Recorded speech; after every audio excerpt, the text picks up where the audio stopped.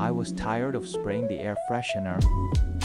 Searched on AliExpress, automated with remote control, DC step-down and Zigbee relay module.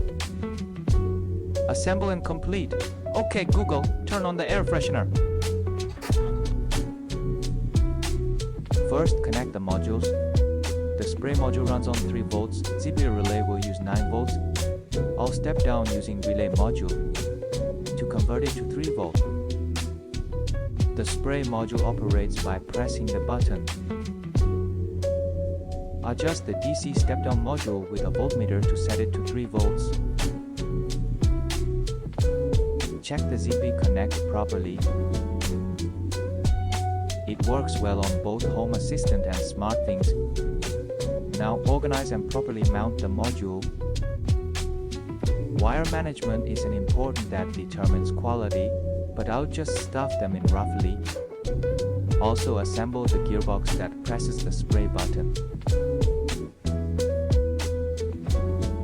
Mount it properly in the original case. Also install the spray bottle. With a 60 ml bottle, products are all compatible. It works.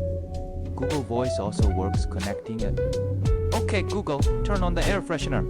Google Voice is connected through Matter Bridge.